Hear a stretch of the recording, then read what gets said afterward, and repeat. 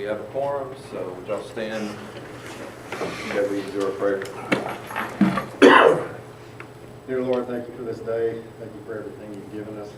Please be with our student and staff as they continue to make it throughout the year, and be with them as they travel for extracurricular activities. Keep them safe. Please be with this board and give us confidence to make the best decision for the district. In Jesus' name I pray. Amen. I pledge allegiance to the flag of the United States of America and to the republic for which it stands, one nation, under God, indivisible, with liberty and justice for all. Honor the Texas flag. I pledge allegiance to thee, Texas, one state, under God, one and indivisible. Okay. Don't have any guests. You want to do the consent? Or you Oh, whatever you want to do, whatever we can do it, I mean, it won't take long. So. Okay. We're gonna skip to Coach Moose first. Hey, thank you. Thank you for having me. Spring sports are quick upon us. Pantex Relays, having said that, is at the end of this month. The 27th is our junior high meet. The 28th is our high school meet. And what goes along with that is, you know, we're asking for your help again, just like we do every year. It's the volunteers that from the school district and the community that make it successful in that. Without those volunteers, it wouldn't be what it is. So if you can work, I know some of you may be busy, may be out of pocket, but if you can, we'd like you to, speak up and let me know. You may not know right now, but let me know down the road here before that happens. Appreciate it. What 2 days was 27th and 28th, Thursday and Friday. And Thursday you start at 3. Thursday's junior high, and I think I'd be lying to you if I told you right now. We decided in that, so I was letting Coach Hill kind of wrangle most of the start times and the teams. It's a smaller meet than it's been in years past, so honestly, it ought to go pretty quick. I believe he said there's 4 junior high teams presently and 6 high school teams presently. So, I mean, it ought to zip by. We're supposed to have good weather that day, those 2 days. So, I don't really know that, but I'm trying to tell you that anyway. That's be cold one day and not the next. All right, thank you. You're welcome. All right, let's move to new business. On the consent agenda, Mr. Garrison. Yes, sir. We've got our minutes from the previous 2 meetings, and then we have a donation from Pantex Federal Credit Union of $3,000 for our Pantex relays they do every year, and we definitely appreciate them helping us out for that every year. All right. Do we have a motion to approve the consent agenda? So moved to approve the consent agenda. Have a motion by Rusty. Do I have a second? Second. Second by Logan. All in favor? All in favor, none opposed, motion carries. All right, we're going to move on to the regular agenda. Discuss possible action on order calling trustee election. Yes, sir. This is just the order of the 3 spots we have open, of 1, 2, and 3 for the election that'll be on May 3rd. Okay. Any questions? Do we have a motion? I move to approve the order calling trustee election. Motion by Chad. Do I have a second? Second. Second by Mike. All in favor? All in favor? Motion carries, none opposed. All right. All right, the next is our school calendar for next year. I met with the district improvement team a couple weeks ago. This calendar is exactly like the one we had this year. I mean, to the T. I mean, other than, like the day off, and instead of being at the end of February, it's in the first weekend of March. That's when we do our track meet. But other than that, all the, where we start in and all that type of deal is exactly the same. Okay. Any questions? No? All right, do I have a motion to approve the calendar? Move to approve the school calendar for the 2025-2026 school year. Motion by Mike, do I have a second? Second. Second by Logan. All in favor? All in favor, none opposed, motion carries. All right, All right, the next is the policy update, 124. It's been a while since we've had one of these. And so, if you look there, basically, it's just some verbiage. I put the comparison in the packet. And so there's really not any big changes whatsoever. They're just cleaning it up. And so, is there any questions on any of that?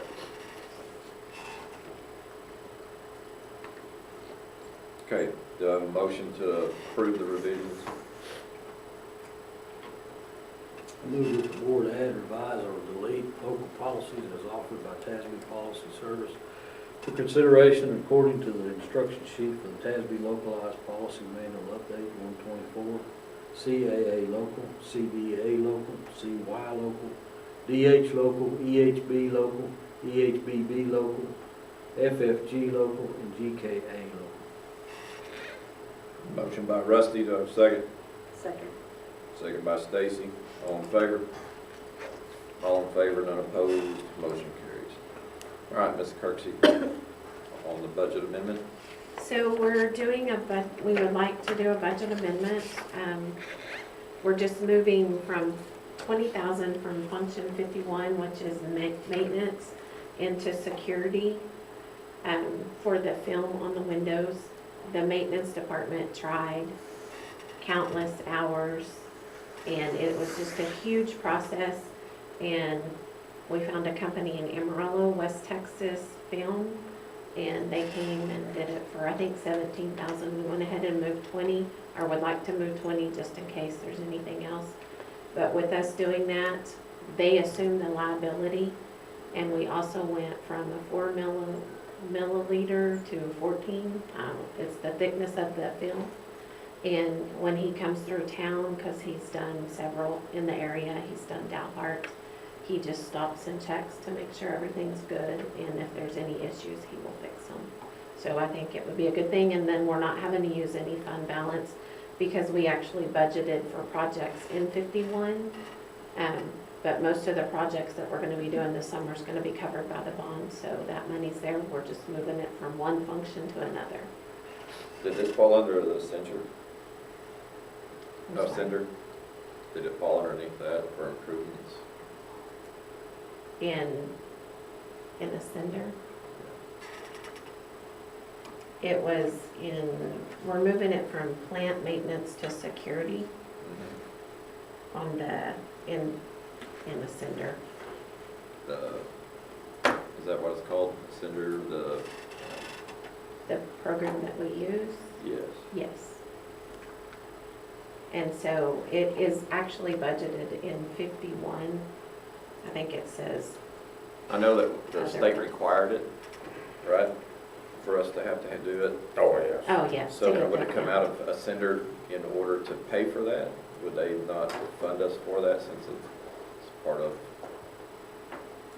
Well, they, Well, we can use our, some of our safety money, and we've already used some of it on other projects, and so, for now, we just wanted to move it out of our maintenance account into safety so we could go ahead and get it done that way, because it was part of the vulnerability assessment that we went through today.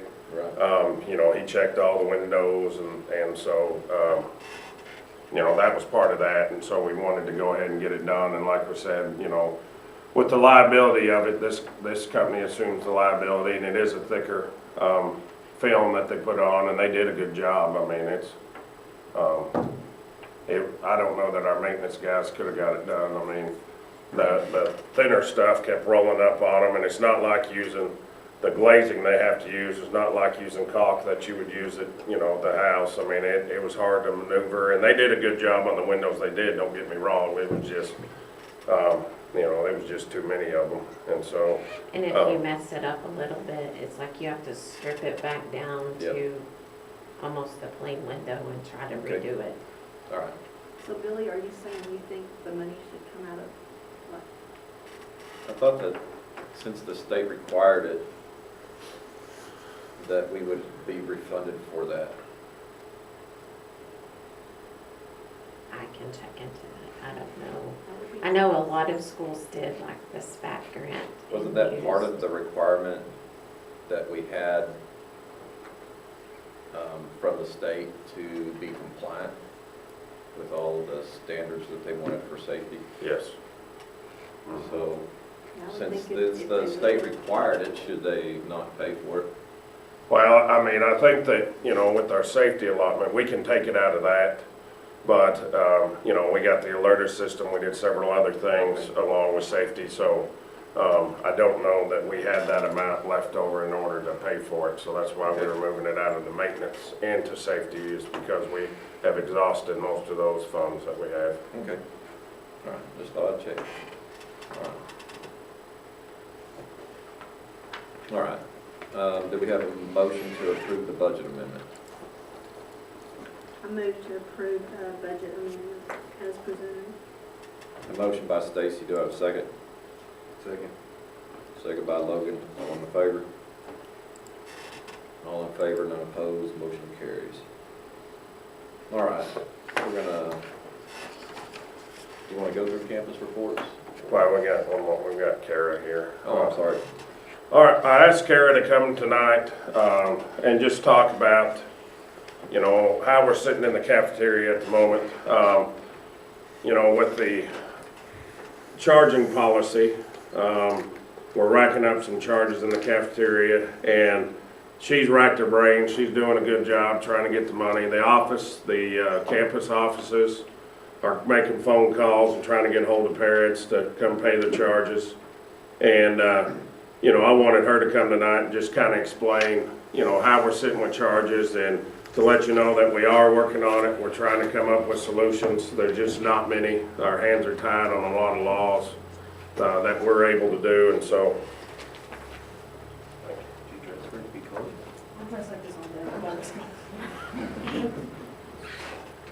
Stand one time. Sports stand. Okay, so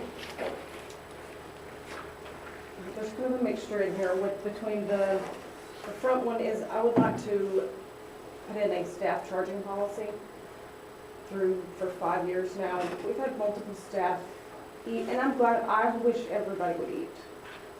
But then they'll skip out, quit, resign, retire, and leave their balance. So the years I've gotten lots of staff and other, like parents of graduates donate their remaining balances back. And I think it's sitting at like $96 right now. We did have a lot, but we've used it to pay off student debts. But it's just not fair that we have to use that for our adults. So I propose, oh, I'm shaking. 2 charge max. They get breakfast and lunch, 2 lunches, whichever, and I can set it up in the register where it'll, you know, let the cashier know they can't eat till they pay. I mean, it's no different than going to Dairy Queen. So, and then these are the negative account printouts as of this afternoon for each school. So, highlighted is just the staff members' kids. There are some big, I mean, it hasn't been this big since in 5 years. So, we send weekly, you know, papers home. The secretaries are awesome about calling and all that. We had an idea and it fell through, and yeah, our hands are tied. So, it's just rules. So, but so y'all are, you know, have it in black and white. That And she did call Borger to try to see what they're doing for their charging policies, to try to see if we could come up with ideas. She called, who's the guy you called about the laws, to see if we could, like, if there was a way we could do peanut butter jellies anymore, and if you do peanut butter, explain what he said. you have to offer it as a whole side, like a whole additional meal for every student. I mean, which I get because it's, you know, segregating or civil rights violation, but then we're just wasting more food and more money, and all the kids love the little peanut butter jellies, so they're all going to pick those anyways. But he said, you know, food debt can't be associated with 240. It has to be out of it. And he gave us some, you know, a couple of different options, like $199 paying off $240, but then you're gonna have somebody that's gonna have to be collecting each debt, like sending it to collections, and to me, that's a lot. Like, that would almost, Courtney could kill me. But, you know, if you have any ideas, like, we could do like a car wash, or a cafeteria car wash. Well, remind me if, so, I mean, some of these charges are hundreds of dollars, so Yes. how does it get that far? I mean, you have, We have to feed them. you have to feed them, and so even though they're not paying, they have to eat every day. Because I know it's changed since my kids were there, so I forget. Yeah. One thing she did do, she looked up to see how many kids were transfer students that owed money, and so the principals did call the transfer students and told them we would revoke their transfers if they didn't pay their bills. So hopefully tomorrow we'll get some payments that's supposedly supposed to happen, so. And Tanya even drove to somebody's house because she wouldn't fill out an application. Mhm. I don't even know if they're on the list. I think their family still was like 500. Yeah. But because even though I send them home every week, it never got back. So Tanya went and rescued us on that one. Yeah. I feel like, you know, the COVID where everybody was free, that hurt us because now that we had to go back to paying, they want it free still. Do you have a free and reduced piece of paper for every one of these? But Some of them don't qualify. But I mean, but do you have a paper Oh. for them? Some won't fill them yeah, out. some refuse to fill it out. There's a couple on here that refuse. They just, like one family that owes, I think 700, they will not fill one out. So, but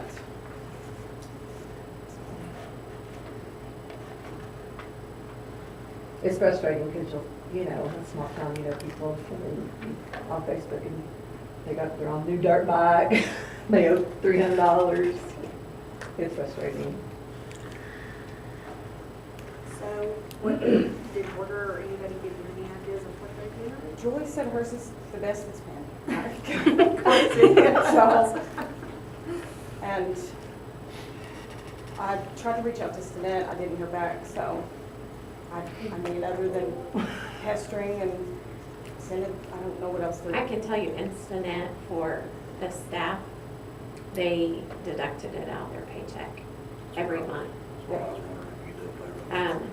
We just had it set up where it wrote a check to the school, but it took work on the cafeteria side. They had to get me the employees and how much they owed. Oh, yeah. And I would email the employees and tell them this much is being deducted out of your check this month for your charges in the cafeteria. And so there was never a choice for even those that left. We got the balance and it got paid. And so the check, when we did payroll, the check was ran and we just took that and deposited it in the cafeteria. I like that.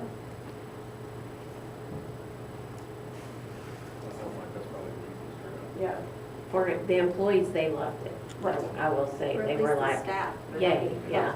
You've got And all we the just help. limited to the staff. We didn't say they could pay for their kids because that just gets too much. Yeah. For the staff side of it, that's how it was included. Okay.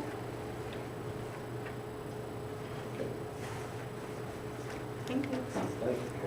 Thank you. If you get to the end of the year and this is stacked up and stacked up and stacked up, I mean, could y'all take donations from companies for the cafeteria to cover that? Mhm. I mean, don't know how you go about asking for that, but. Well, because usually it's taken out of the principal's funds what we owe. Right. And when we call, I mean, I've even thrown out, okay, well, if we don't get these paid off, we might not have fun in the sun. I mean. Well, and that's I mean, I'll be up and making those.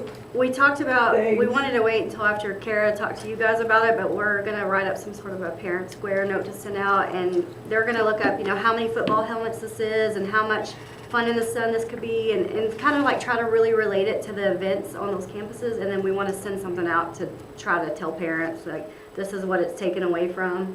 You know, this is a math program that helps your kids, but we, you know, wanna try to appeal to, like, this is what it takes away when you don't pay the bills for your kids' lunch. Yeah. Hoping that might help, but we didn't want to do it until after we talked to you guys about Yeah. what it looks like. And what is crazy, we're the highest free and reduced that we've ever been. Yeah. Like, I mean, our percentage is the highest it's ever been. So we are getting free and reduced lunch forms, but, What is the qualification? Huh? Minimum income, yes. member of the household? Yeah, well, I mean, it's several things. We'll pull, what we call like the DC list, and it pulls Medicaid, and, I mean, homeless gets free automatically if you're on the list. But it is based income and number of people in your A household. lot of ours qualify with fire, Yeah. Yeah. so.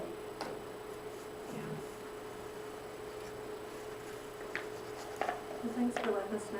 Yeah, thank you. Thanks for coming. And I'm trying, so I hate it, but it kills me, so. I told them whatever y'all need me to do, I'll do it. Thank you. All right, thank you. Good. All right, so the principals went to the house because of the weather, so we'll go with Mrs. Kirksey. I submitted the forms to you all. Where we're at, we should be around 41% of our budget spent. And I highlighted the ones that were over. Some of them weren't over very much, some of them are over more. I can tell you in Function 11, it's probably over due to the fact that we've had some employees quit, and so we've had to pay them off, which has caused an extra expense in Function 11. And in the professional and contract services under Function 11, we had some yearly contracts that were due at once. And of course, when you spend that, it bumps your percentage up for that line item, which bumps your percentage up overall. In 12, it wasn't over a whole lot. It was over just a little, and I think it's just payroll that's causing that. On the health service, which is 33, just restocking supplies for the year for the nurse's office, and having to replace the electrodes for the defibrillator machines. So when you spend that line item again, it jumps your percentage up, which will cause that. Transportation, the vehicle maintenance. Also, we have several employees that are at-will employees. So when they drive a bus, that gives them extra duty or overtime pay. So that's going to cause your payroll to go up as well, because there's not a set salary for them. We just base it off their hourly, so they get their overtime rate on that. In 41, we've had to pay off some people. Tanya has put in lots of overtime on the PEAN stuff. So that's another reason that payroll has gone up. But we got it done. We did.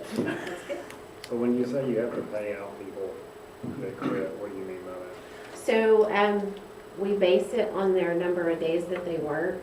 And like if they're salary, which we're all kind of salary, but hourly, some, the at-will, you have to pay them for their days they worked. Right. And so whenever you pay them their monthly salary, it doesn't necessarily cover all the days that they've worked because it's paid out over 12 months. Right. Okay. And so that's what we have to do is we have to figure out how many days they've actually worked, how much they've been paid, and then if there's a balance. And there are a few people sometimes that they actually owe, and we send a letter saying, hey, you owe, but it's funny, the money never comes in. So it's just all it is prorated? Yeah. Yes. Yes.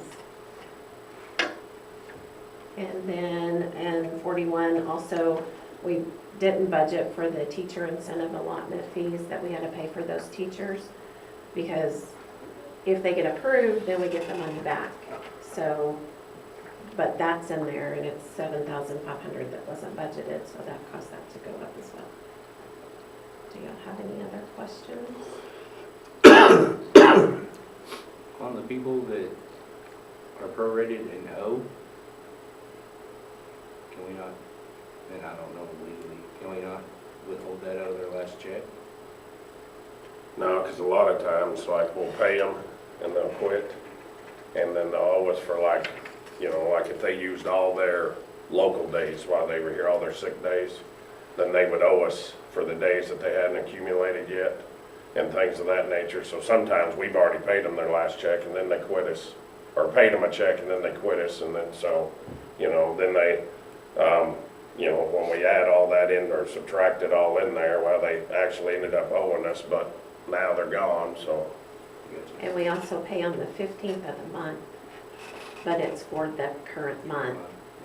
And so you may have somebody say, hey, I'm quitting today and it's the 12th and payroll's already been ran, so they're getting their full month. And then by the time you go in next month to figure it, they owe, and we don't have a check to take anything out of.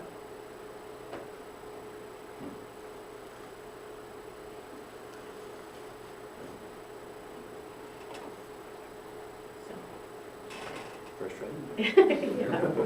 Yeah. Any other questions?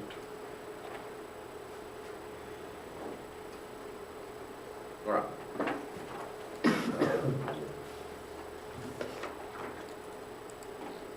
Mrs. Searles. Okay, I just threw a little bit of data in for you guys. We had NWEA testing in mid-year. We ended it right around January 30th, I believe the date closed. And so the first one is the growth we've had from fall to winter for elementary school math. And I mean, we're getting where the little dots are. That's where we expect to be. It's a standardized test, so it's nationally set, and that's where they expect the growth to be at. And so we're hitting that, it looks like, in most areas, exceeding it well in some areas. First grade and fourth grade are a little bit low, but we're hoping too, with the program change we're looking at next year for math, that'll help with that as well. Some teachers have already started that, just a little bit of practice.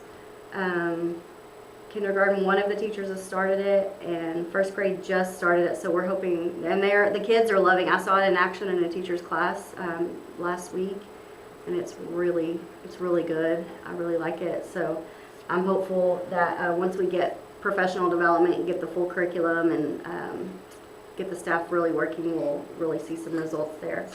The one below that is for language arts, same thing. I'm not really sure why we're not seeing the growth in the first grade, but I expected all. We really, our NWEA results by the end of the year, we really have good growth, so I'm not shocked. I mean, these numbers aren't making me worried or anything. NWEA is only required in elementary school due to being a Title I school. We have to show some growth, or we have to track the data throughout the year, and they use that for teacher incentive allotment as well. And science in fifth grade, the next one, we're hitting right on the mark for fifth grade. Junior high and high school, it's not mandatory, they're not Title I, so we don't require it for mid-year, but the teachers who are doing the teacher incentive allotment chose to do this, and then we also have some teachers who just want to see their growth anyway, even if they're not doing teacher incentive allotment. The unfortunate thing, it's really only for math and reading in middle school and high school, and so that's where we're at for math. In 7th and 8th grade, was pretty pleased with that, and then 6th grade reading, but I expect it to get by the end of the year. She had a lot of growth last year in 6th grade. She was the one that had like 40% on her STAR test, so I really am not worried about where we're at on that. The next one, I threw in a freshman English test just for to kind of show you guys the difference in the numbers. So this is a DMAT test that she gave us, her 6 weeks test, and when you look at it, the red line is like our typical traditional 70% normal score, you know, that you look for passing. But STAR's different, and STAR's different for every subject, every grade level, every whatever. So I put the STAR numbers above that so you could see where it really relates to STAR. STAR, if you get low approaches, they now have low approaches, high approaches, meets, and masters. And so for a freshman English test last year for the EOC test, to get low approaches, they had to hit a 42%. Well, if you look at the graphs, the bars, every one of those TEKs is well above the 42%. So every one of those kids would have made low approaches, which is good. We want them above the did not meet. So then the next thing we'd look for is for high approaches, 48%. So again, we're above that for every single one of these TEKs. So that's really good. So then we really want our kids hitting meets. That's where we want our kids hitting is meets. And so 55% is where STAR says, okay, they're at grade level.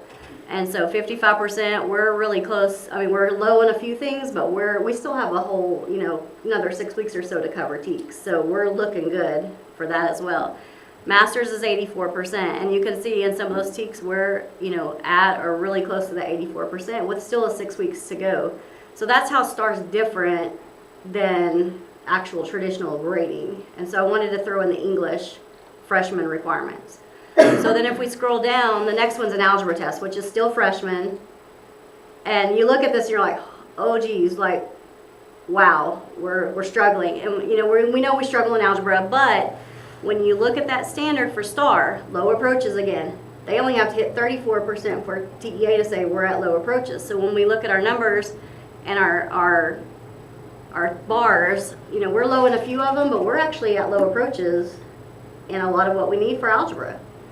Then you move to the high approaches. Well, we're above that in some of them, and we still have a ways to go. I mean, a little bit to go for meets and masters, but they changed the percentages of what's required for every subject, everything. So we're really, we can still grow in those areas as well, and we're, not horribly far off as far as algebra goes. And so I wanted you guys to see the differences in how the tests are rated, where we're at. So it's just kind of crazy. And every single test, every grade level, every subject is drastically different. I want to say biology had like in the 20s to say that that's where kids need to start being, which kind of flabbergasts me, but it's, when we see these red bars on some of our DMAC stuff, and it looks like maybe we're not there, we're actually really doing okay. Just wanted to throw that in for you guys. Questions? Okay, thank you. All right, Mr. Garrison. All right, as you can see, our numbers are staying pretty steady. In January, we did dip in attendance, but the sickness has been kicking our butts here lately, and so we're hoping that kids are starting to get better and that type of deal, but we've had a lot of sickness, especially at the elementary level. And so we had our maintenance director last weekend. She went and fumigated all the rooms over the weekend and that type of deal, and to try to help, and so we're hoping that that helps some. And again, our refined ADA, we're still, overall, we're looking good. I mean, and our attendance is higher than it was at this point last year, so we're liking that. Bond update. I meet with Richard Constancio next Wednesday. I was hoping to get it done before this board meeting. He wasn't able to be here, but we're meeting next Wednesday to go over everything and that type of deal. So I'll report back to you on the next board meeting, our discussion and how that's going. We did start, we posted the AD job. We've gotten several applicants. We started the interview process this week. It'll continue the rest of this week and in the next week. And so as the committee is looking for the best cabinet we can find, and so they're working hard doing that. So that's what we've been working on. Okay. All right. Need to set the next board meeting.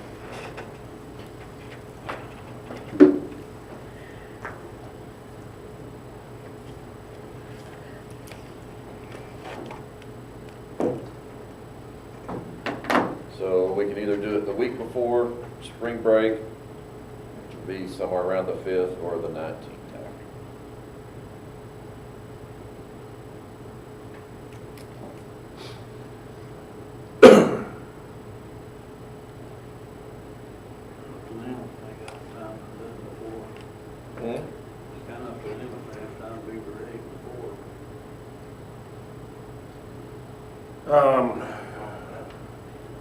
Would it be easier after, like the 19th? Probably. And we may do a called meeting that first week in March or so. Probably that first week in March. We may be ready to bring you a candidate for AD by that point. So, Okay, but we can just do a call meeting. yeah, we can do a called meeting for that. Okay. We might as well do it that week. Yeah.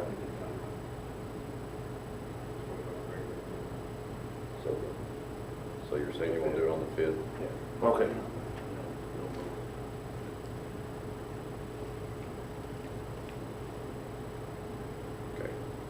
So the 5th at 6 o'clock.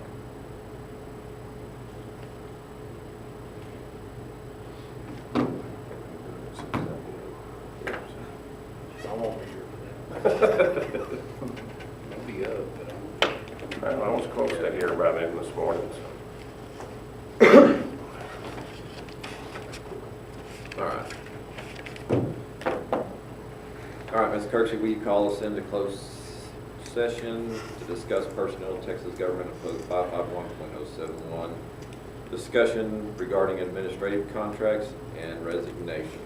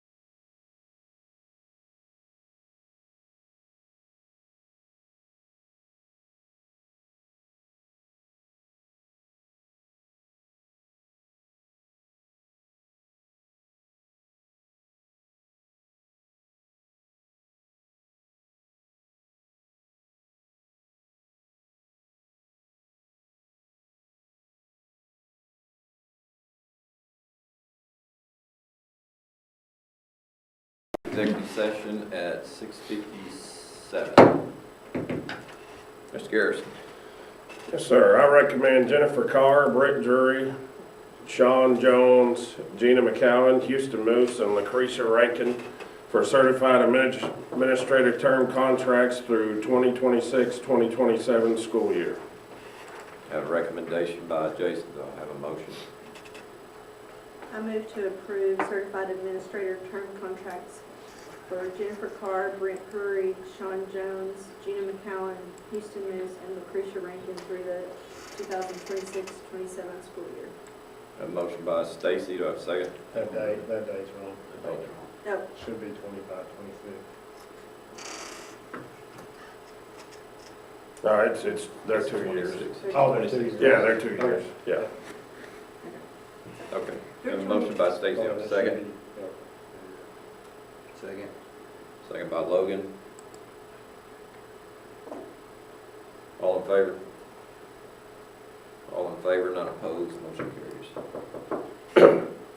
Okay, I recommend Courtney Kirksey for a non-certified administrator contract through the 2026-2027 school year.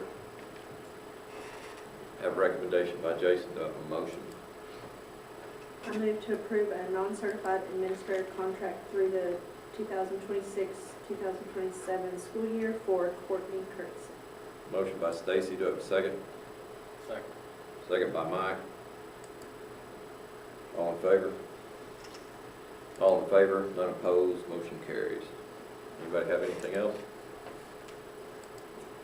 Okay. I make a motion to adjourn at 6:59. Do I have a second? Second. Second by Rusty. All in favor? All in favor, none opposed, motion